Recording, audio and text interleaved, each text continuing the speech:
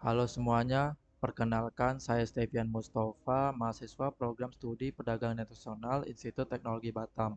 Pada video ini, saya akan mempresentasikan proses clearing dokumen ekspor dan impor berdasarkan kunjungan industri kami ke CV Mutiara Jaya Sukses yang berlokasi di Batam.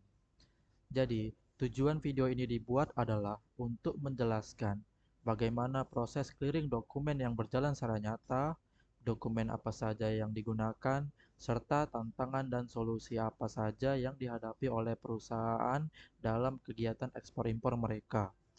Jadi, pertama-tama saya akan menjelaskan profil singkat perusahaan CV Mutiara Jaya Sukses ini. Jadi, perusahaan ini merupakan perusahaan yang bergerak dalam bidang perdagangan dan distribusi barang, teknik peluncuran kapal termasuk airbag peluncur dan tali polipropylen.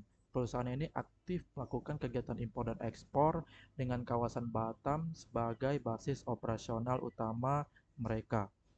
Kemudian, barang apa saja sih yang diimpor dan diekspor di perusahaan tersebut? Barang yang diimpor itu ada airbag peluncur kapal dengan ukuran 1,8 kali 18 meter dan 1,8 kali 14 meter.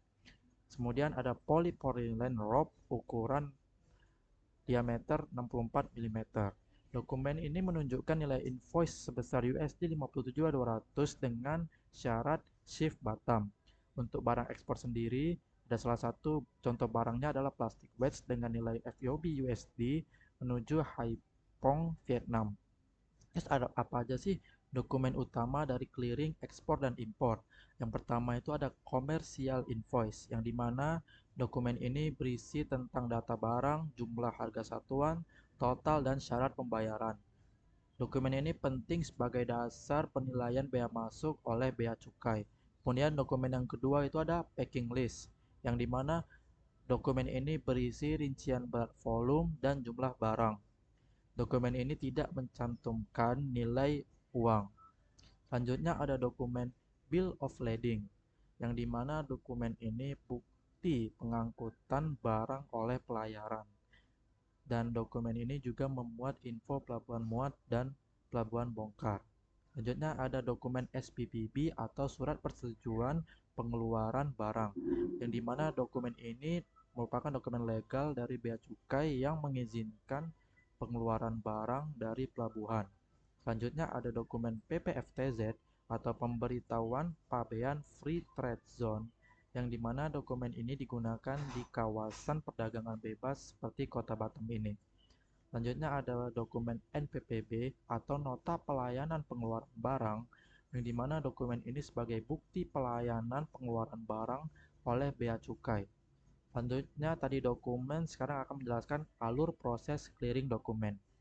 Yang pertama itu proses pertama adalah barang tiba di Pelabuhan Batam, yang dimana importer ini mengajukan dokumen PPFTZ dan SPPB ke Bea Cukai. Bea Cukai juga memeriksa dokumen dan fisik barang. Setelah itu bila lengkap, barang akan diterbitkan SPPB dan barang bisa dikeluarkan. Untuk ekspor, proses juga dilakukan namun secara terbalik, yaitu semua proses didukung oleh BPJK dan sistem IT Bea Cukai. Selanjutnya, siapa saja sih peran yang pihak terkait? Yang pertama itu ada importir atau eksportir yang mengurus invoice, packing list, dan kontrak. Terus ada PPJK yang membantu proses administrasi ke Bea Cukai.